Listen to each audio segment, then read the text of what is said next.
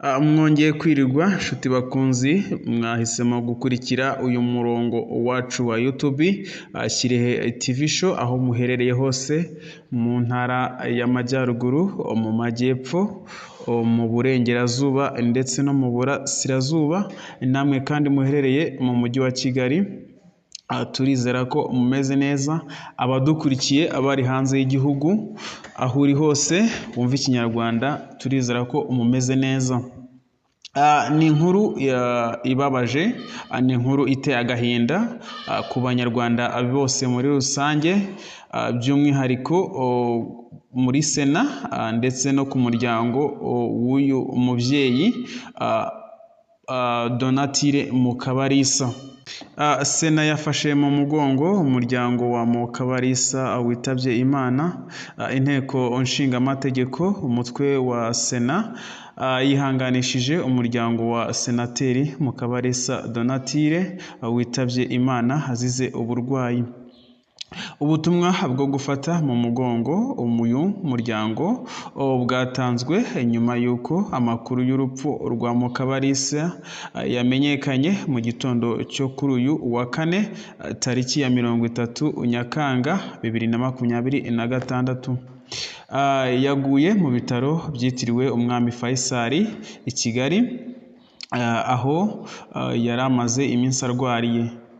Mu itangazo Sena yashyize hanze, yavuze ko Sena y'u Rwanda ibabajwe no kumenyesha ko kuri uyu wa kane tariki ya 30 Nyakanga 2026 Senateri Mukabalisa Donatille yitabye Imana mu bitaro byitiriwe Umwami Faisal i Kigali, aho yari amaze iminsi arwariye. Sena yihanganishije umuryango we. Biteganijwe ko umuhango wo gusezera kuri Mukabalisa uzatangazwa mu minsi iri imbere. Senateri Mukabalisa Donatille yavukiye i Nyamata mu karere ka Bugesera mu kwezi kwa Nyakanga mu w'1960. Mu rugendo rwe rwa politike, Mukabalisa yatorewe kuba umudepite mu Kwakira kwa 2003, akomeza uwo mwanya kugeza mu mwaka wa 2008.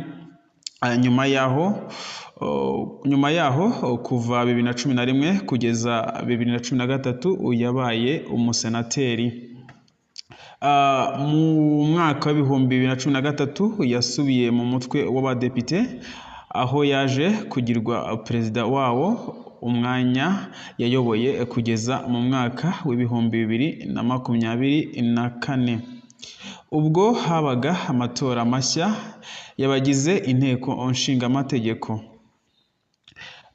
Ntabwo yongeye kwiyamamaza nyuma yo kurangiza manda ebyiri yari amaze muri uyu mutwe w'inteko.